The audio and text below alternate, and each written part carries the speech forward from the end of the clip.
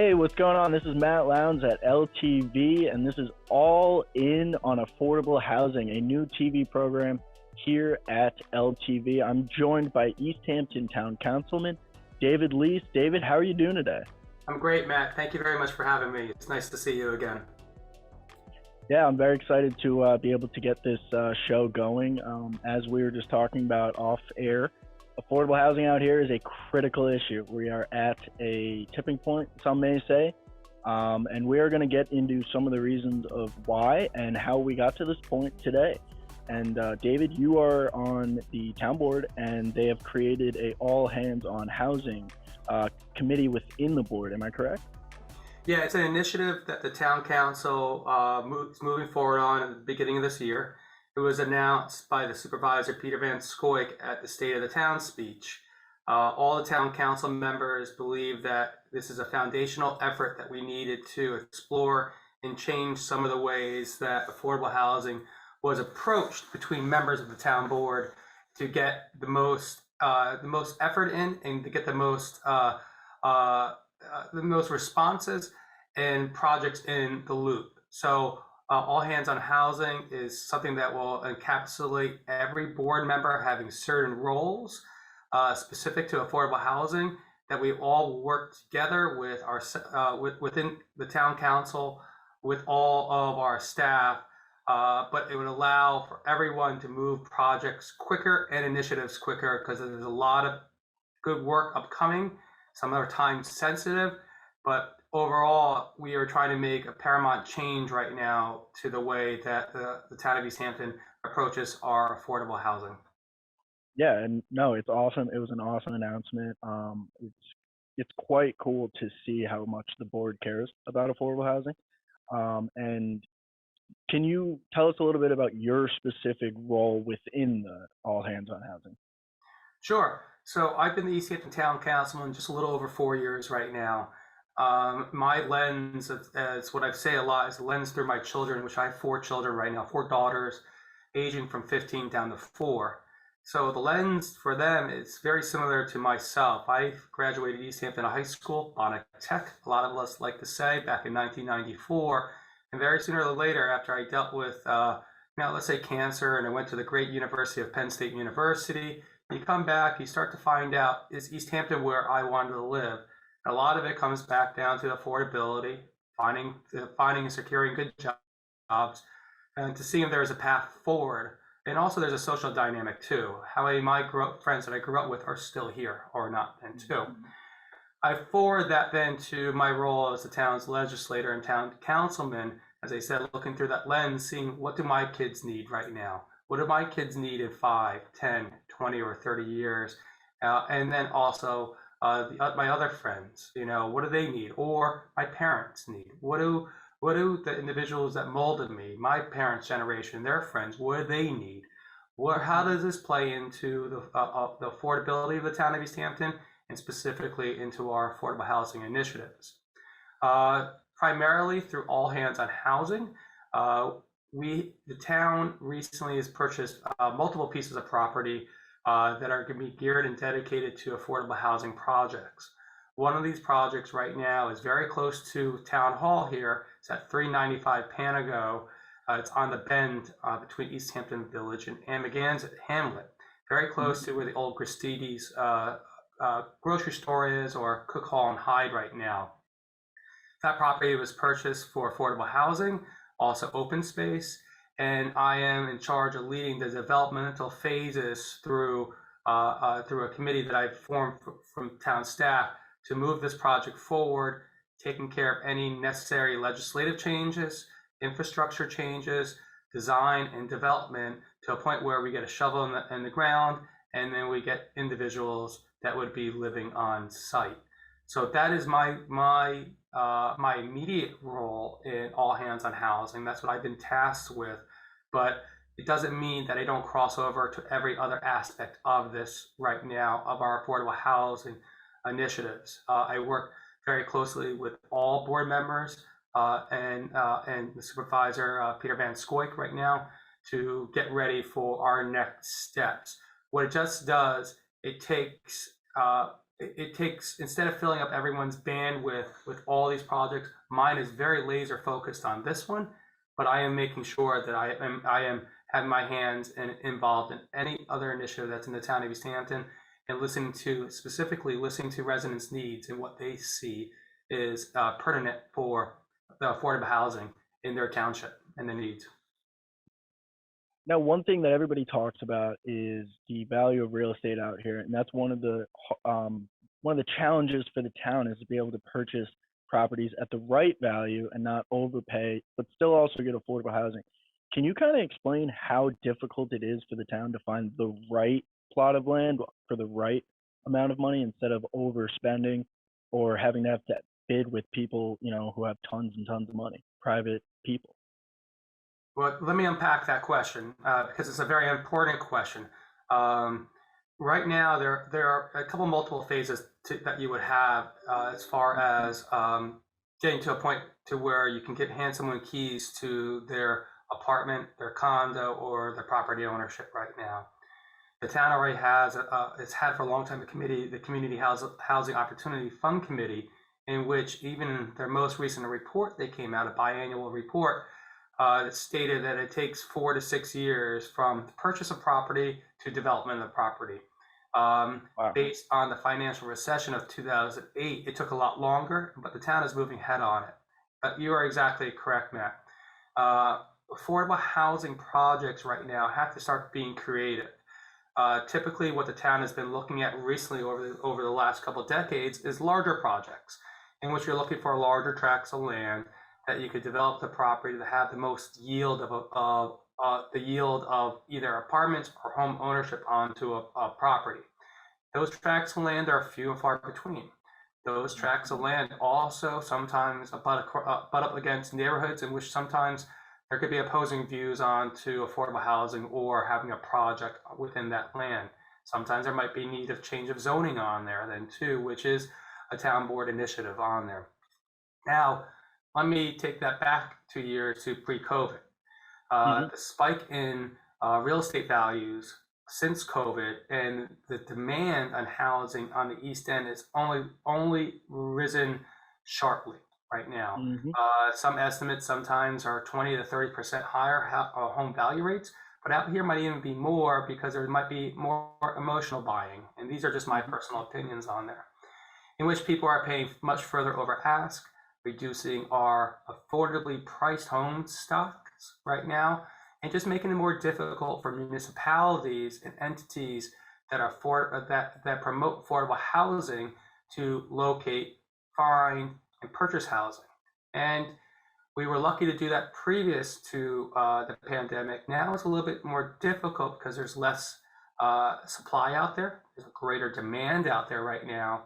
And when something does hit the market, it goes really quickly. The town has to move through specific procurement processes, open meetings laws, open meetings, old developments, urban renewal developments. So different size, different grids. Are they on very old horse roads? Who knows? So everyone has their very different types, not just zoning on them or zoning overlays, but also a lot of them might just be shaped differently than too, had different neighbors on there. As far as zoning on there right now, we are about to move forward on the rezoning of one of our properties that we purchased for affordable housing, which is on 114, to put an affordable housing overlay on that. We recently did that at that 395 property. We've also done it at another affordable housing complex on Route 114. It has to go through the proper vetting channels, secret determinations, that's the State Quality Review Act, and also through open public comments to get there. Now, a lot of individuals might not agree with the rezoning of a certain piece of property on there then too, but the rezoning is an act of the town board, and it can happen onto any type of property right now, or to put an overlay on. Right now, one of the things that also came out of the report from the Community Housing Opportunity Fund was that the town board, this is again a report from previous years, is that the town board should look back to where affordable housing overlays were already placed on on properties and try to bring those back. Those are places where town planners from decades ago thought it was important. It might have gotten removed. Should we go back to that and find what those justifications were for the initial overlay to go on to it then too? What by designating and putting an overlay of an affordable housing overlay on it allows for increased density on a property right now. One of the legislative acts that I am moving forward is to match our home ownership properties in which our density will actually match the counties right now. So we're looking and as far as when it comes to rentals of properties or apartments of properties, the density is also matching the county, and specifically can be increased if there is greater sewage treatment or treatment of effluent onto the property then too. So the question is it difficult? Always. But you have to make sure the justifications for the actions meet the difficulties of the road ahead right now. I fully believe that the justification of increasing our affordable housing stocks within the township meets the justification for most properties that we have seen so far to put an affordable housing overlay on. Now, some other properties potentially looking outside the box might not need an affordable housing overlay. They can be single and separate properties that might meet an affordable housing criteria as far as home ownership and income based. So a lot of them might not have to go and be rezoned. One also option that I moved on within my first year and a half in the town council was looking at what other options does the town already have in our code right now to assist in affordable housing. One of those were for affordable housing apartments within home ownership. We actually have that on the books for a long time, where you're allowed an affordable housing apartment in your house that you can rent to an individual that qualifies for affordable housing. You would have to go through the correct process. That means that you'd be able to have an apartment up to 600 square feet with a kitchen and bathroom in it, separate entrance if needed. That would go through our housing office. We also allowed detached affordable accessory apartments, ones that could be up to 600 square feet that might be separate from the house, but also could be maybe, let's say, above a garage. Okay. That initially was, you couldn't do a detached one you couldn't allow a detached affordable accessory structure under 1 acre of property. One of my first initial legislative moves was to decrease it to 3/4 of an acre of property on there. I'll tell you some of the reasons why I did that. First, is the town is backstopped right now within our legislation that we're only allowed 100 affordable accessory apartments in the town of East Hampton, 20 per hamlet. We haven't even come close to matching that over the past decade right now. So by allowing to 3/4 of an acre, we allowed, I'm forgetting if it was hundreds or a couple early thousand of more properties to be able to participate in that program. Many actually have. But we still haven't hit that backstop on there of 20 per hamlet, which is not much on there. Second, a lot of times, based on our last conversation point that you brought up, Matt, was that the cost of properties, a lot of individuals that might own an acre of property in the town of East Hampton might not want to put on an affordable housing apartment on there. So 3/4 acres might bring it back down to individuals that might say, yes, it's worth me expending this expense to be able to rent out the property, give myself maybe some income to pay that back in the long term. So that's some of how there could be hurdles in the road forward to change zoning, but also some of the justifications that we have to look at things and the need to do so too. See, and that's what I want the public to understand, is that it is so much harder than just saying the town should buy this property and put affordable housing up, and in 5 years it'll all be done. It's not that simple. You just laid out a plethora of reasons and processes for what it takes for the town to be able to do such a thing. Let's shift the conversation into who needs affordable housing and kind of the social aspect of it. And one thing that I've realized after having discussions over the past few months with a lot of different people is when we talk about affordable housing and the future of affordable housing in East Hampton, you have to question, well, who needs it?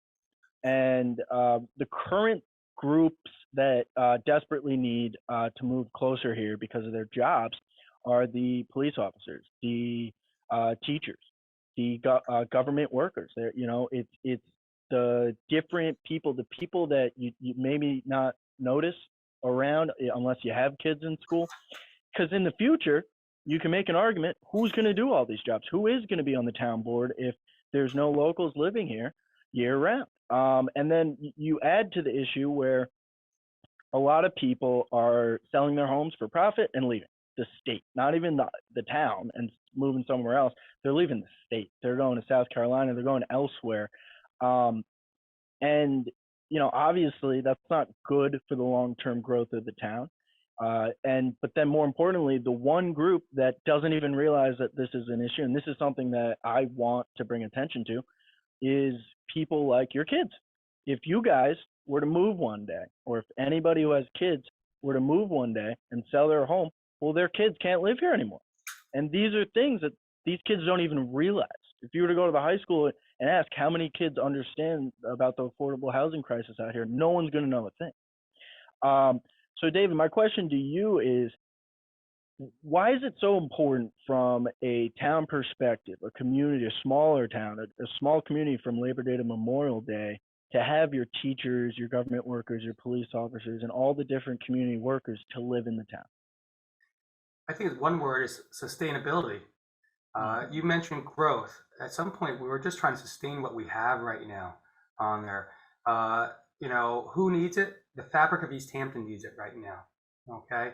We're at a precipice right now where that fabric is becoming more and more skewed in the ratio and the percentage to second homeowners. Our volunteer corps out there right now, which to include emergency responders, but also food bank, food pantries, docents, our historical societies and such that help organizations, sustain East Hampton as such a community leader in the world, but also sustain it for the needy, the elderly, the seniors, the children out there, the deprived. There's a lot of need for that sustainability, and what we need people to be able to do that, and we need people that be here year round to be able to do that. There is a sustainability of the economic workforce right now, then too, that we necessarily can't handle right now. Being a small business owner, one of the toughest things I know is sustaining our staff, and housing is one of those constant discussion points that we have right now. Then too, we are on I don't want to call it a peninsula out here, because also we're on a prominence out here, in which it's very difficult to compete with paying the same wage here that you might be paying Middle Island, and they don't have to do the commute on there then too. So the word is sustainability, that I think what we need to sustain our community and our fabric of our community. And who needs it? Yes, the next generation does. That's my lens. I mentioned it there. Seniors need it also. I was fortunate to have my parents, move back to East Hampton recently then too. And I'm not just fortunate, my children are fortunate to have their grandparents back also. Workforce housing is needed. Seasonal workforce housing is also needed. Anyone that tries to sustain a business, a not-for-profit, a municipal entity on there, a fire department, a teachers union, any of those districts, all of them need assistance in the affordable housing crisis that we are in. Now, affordable housing doesn't have to be one design for all. Affordable housing projects can be intermixed between seniors and youth. You could be they don't have to put pressures onto school districts, as some always fear on there. The appropriate design of affordable housing project is just as important as the location of the affordable housing project, and getting more affordable housing projects right now. Where are we going to long range sustain East Hampton right now? And to be honest, Matt, that is one of my fears of East Hampton. I'm born and bred in East Hampton, all my life here right now. But how are we going to be able to sustain it? Because I have those questions, not just for my personal household at my dinner table. I have them at my business meetings with my wife, I also now have him as your legislator and town government on there. Yep. So I see it, and I've seen it change, and I question where it's going to be in 20, 30, 50 years. And I'm going to make sure every day I'm in this office, I'm going to take action to make it better. Because that's what my dad always told me to do. Make it better for the next generation. Well, that leads us to the kind of final topic. We have about 5.5 minutes here. Um, you mentioned you want, and you do. I see it firsthand here at LTV how much hard effort you and the rest of the town board puts into this. But let's talk about the future. Let's talk about 20, 30, 40 years down the line. And I don't want to get too factual here. I just want your honest thoughts and opinions of let's say it's 2022 right now. In 2052, in 30 years, what is a futuristic East Hampton with affordable housing look to you? What does the affordable housing in this town throughout, all the way from Watermill to Montauk and everywhere in between, look to you, David Lys? I think the only way we get to a point in which 2052, that you mentioned, looks better than 2022 is making sure that in the town-wide referendum coming up in November, that the town and its residents pass the 0.5% transfer tax for affordable housing that State Assemblyman Fred Thiel has moved through legislation in Albany. That is extremely important to make generational change to the way East Hampton's affordable housing crux we're in changes right now. That will give a funding line that won't come out of the taxpayers' wallets. It will come in through transfer tax changes, which unfortunately many of them are becoming second homeowners right now. Yep. That it will allow that groundwork for institutional, and I say it, generational change right now. How does that plan come out?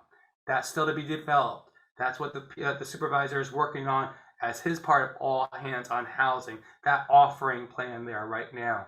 But in 2052, I would hope that we would have coverage increased our affordable housing stocks by large double-digit percentages right now for all needs, and that would be for all ages, senior living, workforce housing living, home ownership, rentals on there. I would like to even see increases in our needs for our medical capacities out here, assisted Yep. living. That's very important there too.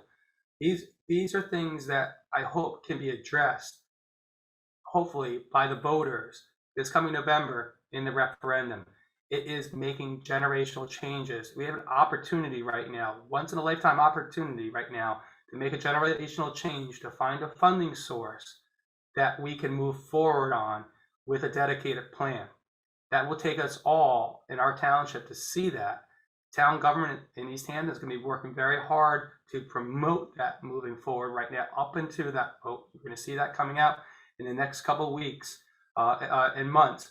I request everyone to read that through and see how it benefits you and your family. And even if you don't have other families, a family out here, how does it benefit the town that you live in the long term on there? And do it for the good of your community right now. Vote for the heart of your community.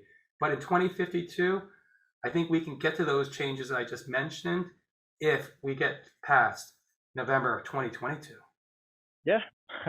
And just like any other small town, nobody wants to live in a town where their kids won't be able to then buy a house and live in the same town if they want. That's that's just the reality of it. People want to be able to grow families in the town that they grew up in. Some people always going to move away, but when you talk about the certain positions that, a lot of teachers are 2 or 3 years in and then they're out. A lot of police officers will do 2 or 3 years and then go work somewhere closer to home. Same with surgeons, nurses. I mean, there's shortages all around. Like you said, in the closest assisted living for temporary surgery is West Hampton. And people then have to travel in the winter to West Hampton to go visit their loved ones. It adds up over time, and that's why a lot of people have moved. But David, I really do appreciate all of your different thoughts throughout, from zoning to the important bill that's coming up, or the sorry, not bill, but on the election ballot and Proposal. proposal. And you care. I mean, you have 4 kids in the community, so it's refreshing to see that as well. And the town board is putting so much effort. So thank you very much for that. And David, it was awesome having you on here. You're our first guest. For those that don't know, David and I are both Penn Staters. Go Penn State. We I'm are. very happy about that. But yeah, and it's the same idea though. Keep the community tight knit and keep it the way locals, would like it to moving forward. It's sustainability of our hometown, Matthew. And I appreciate you having me on. I thank you for giving me the opportunity. I thank the residents for listening. If I can help the residents on this topic, please reach out to my office or anyone on the town board. We are fully vested into this initiative to see that we can make changes in our moments as your legislators right now. So Matt, again, thank you so very much. I wish you and your family all good health then too.